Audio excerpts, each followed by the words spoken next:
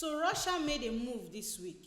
Four African countries, Zimbabwe, Zambia, Mozambique, and Eswatini, they are about to get visa-free access.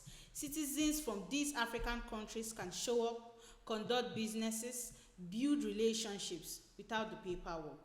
I mean, that's not a small gesture. That's essentially saying, we trust you. Come integrate with us. And it's not happening in isolation because we are seeing the same pattern play out elsewhere. China is launching what they are calling a people-to-people exchange initiative for the whole year of 2026. Scholarships, fast-track business visas, genuine partnership messaging. So the so-called authoritarian regimes, or I should say the non-Western bloc, is actually competing right now for African talents and African partnerships that will shape the next few decades. They are moving aggressively. And then you look at what the Western world is doing. It's frankly the opposite. After years of lecturing the rest of the world about openness, about diversity, about integration, the United States just implemented something pretty dramatic. $15,000 visa bonds for more than 30 African countries. That's the harshest restrictions on the continent we have seen in a long time. Europe is also gradually pivoting to the same pattern. Canada is tightening its borders. The UK is restricting visas. The entire Western world just shifted direction, and the message is pretty unmistakable. We don't want you here anymore. And here's what makes this whole role reversal interesting. Western countries that spent years practicing or preaching inclusions are now practicing exclusions. Meanwhile, the so-called autocracies are pivoting toward inclusion without any of the moral lectures. It's a reversal that nobody saw coming. It's happening right now, and Africa is watching it unfold. But let me step back for a second, because this didn't happen in a vacuum. The West has been playing a particular game with Africa for a very long time, and the rules change every time power shifts hands in the West. During the Biden administration just a few years ago, you heard it constantly. Cultural enrichment, open borders, immigration is good. All these Western leaders, especially those in the Democratic Party, were preaching the same message over and over. The world needs more integration, more movement, more diversity. They were telling other countries to open up.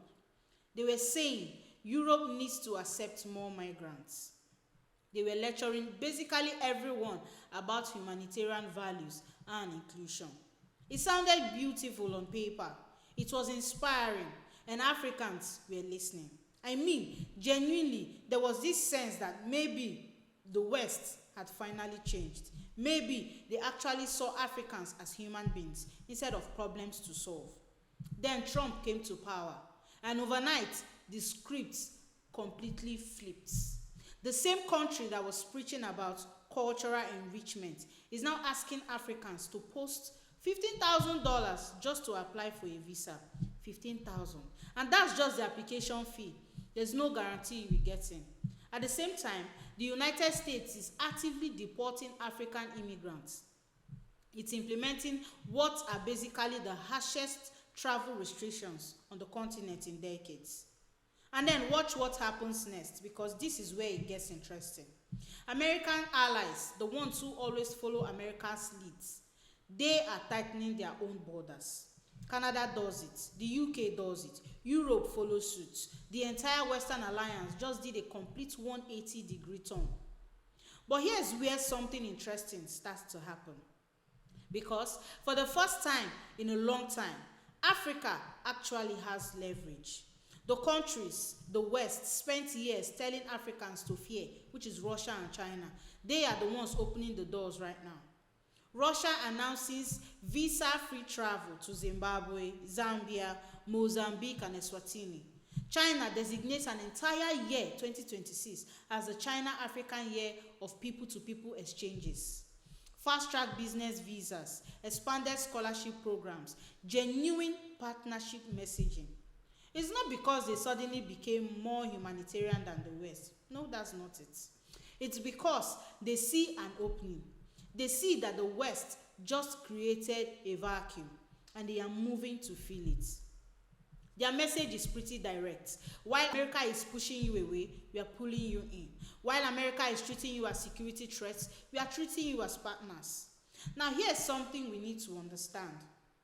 Though this benefits the moment where non-Western countries are courting African talent and investment, it's not permanent.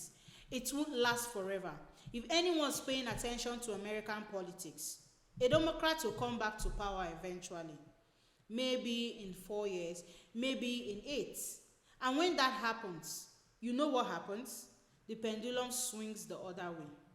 Suddenly, it's all cultural enrichment again. Suddenly, the doors open, America values diversity and immigration, the whole circle reverses. But by that time, something will have changed. Africa will have made deals with China, signed long-term agreements with Russia, built alternative education pathways that don't depend on American university. So when the West finally opens its doors again, some African countries and leaders won't even be interested anymore. The relationship will have shifted. The trust will have moved elsewhere. But that's actually if Africa is playing this very smart. This is the opportunity. Right now, this is the exact moment while the West is divided, while America is in retreat, and while China and Russia are aggressively recruiting African talent and investment. This is when Africa can make strategic moves. This is when you diversify. You stop putting your resources into one relationship with the United States. You don't wait around hoping democracy swings back in your favor. Instead, you build your own processing facilities for your own mineral wealth. Instead of just shipping raw materials overseas, you strengthen the African Continental Free Trade Agreement so that African countries negotiate together as a bloc instead of individually, which means they have actual leverage. You use this moment, this very moment, when the West is contradicting itself and non-Western powers are competing for your attention. You use it to extract leverage from all sides, because here's the reality that nobody wants to say out loud. The question isn't really, is the West better or is the East better? The question is, they are playing the same game, just with different tactics. The West plays the moral argument, democracy, human rights, rule of law. They will say they are your partners. But the moment you don't perform according to their standards, they withdraw. They pull aid. They impose restrictions. They lecture you. The East, which is Russia and China, they play it differently. No conditions. We will work with anyone. But when the minerals run out, or when the geopolitical situation changes, they leave too. Neither one is your permanent friend. That's not pessimism. That's just clarity about how the world actually works. So if you're sitting in Lagos right now, or Harare, or Lusaka, watching America ban your people, and while Russia and China open up, if you are an African leader thinking strategically, here's what you're thinking. I'm not choosing a side. I'm playing all sides. I'm getting my kids educated in Beijing. I'm developing trade relationships with Russia. I'm keeping some diplomatic pressure on Washington because I still need access to those markets. I'm building regional partnerships through the African Continental Free Trade Agreements. I'm making myself and my country valuable to everyone, dependent on no one.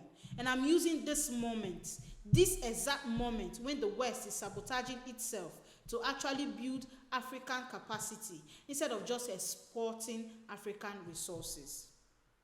And here's the irony. Here's what really matters. Africa doesn't need West to feel sorry for it. Africa doesn't need more speeches about cultural enrichment. That's not what is needed.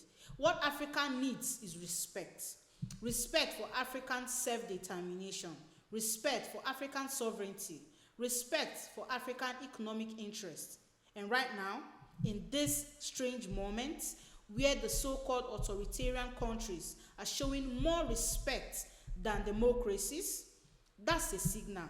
That's a warning signal. It's saying maybe we've been looking in the wrong direction for actual partnerships. The real game isn't between democracy and authoritarianism. That's not what's actually happening.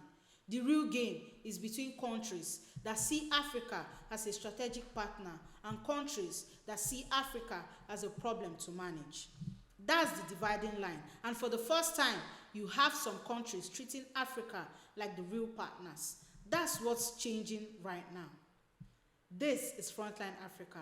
If you value truth unfiltered and power reframed from an African lens, subscribe, like, and drop your thoughts in the comments. My name is P. Solomon, and I'll see you in the next video.